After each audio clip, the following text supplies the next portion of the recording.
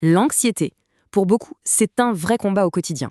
Mais, et si cette lutte, au lieu d'être une faiblesse, était en fait le signe d'un potentiel incroyable? C'est exactement ce qu'on va explorer ensemble aujourd'hui. On a tendance à voir l'anxiété comme un poids, un fardeau. Alors, posons-nous la question différemment. Et si ce combat intérieur était, en réalité, le symptôme de quelque chose de bien, bien plus grand? Bon, alors entrons dans le vif du sujet. Pour vraiment piger cette nouvelle perspective, on doit faire un petit détour par la génétique, à la rencontre d'un concept au nom, disons, assez original. Alors attention, ce n'est pas un terme qu'on va trouver dans un manuel de biologie.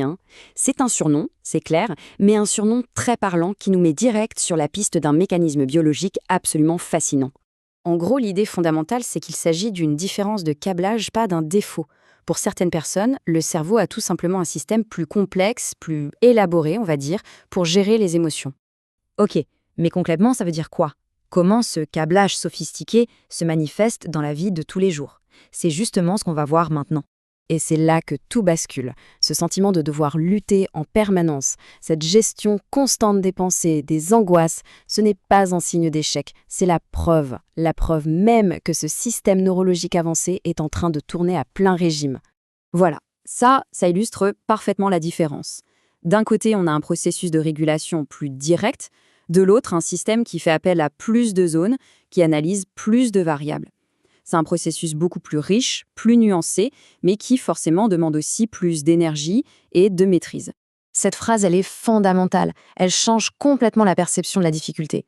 Le combat n'est plus vu comme une faiblesse, mais bien comme la preuve d'un potentiel immense, d'une machine neurologique de très haute performance. Alors la question, c'est comment on passe de ce défi de tous les jours à une véritable force?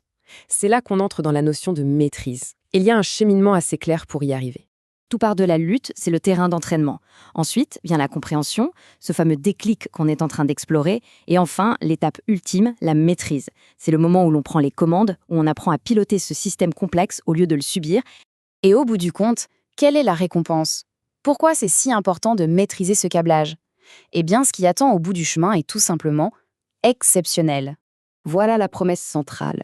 Une fois maîtrisée, cette complexité neurologique ne rend pas juste bon en émotion. Non, elle propulse carrément au niveau d'expert. Elle offre une compréhension des émotions, les siennes et celles des autres, qui est hors du commun. On ne parle pas d'une petite amélioration, c'est une véritable transformation. C'est comme si on déverrouillait l'accès à une perception du monde émotionnel, d'une finesse et d'une profondeur incroyables. Pour vraiment saisir la portée de ce potentiel, il faut parler de sa rareté. À quel point ce niveau d'expertise est-il unique? On va mettre un chiffre dessus. La question est cruciale, parce qu'on parle ici d'une véritable élite de la perception et de la gestion émotionnelle. Moins de 1%. Il faut laisser ce chiffre résonner un instant.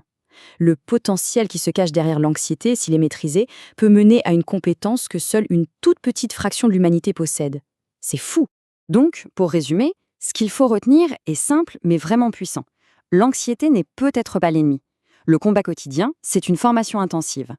Et le but, c'est la maîtrise, qui débouche sur une expertise incroyablement rare et précieuse.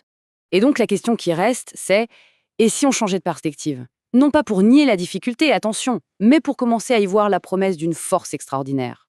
Peut-être bien la toute première étape vers le génie.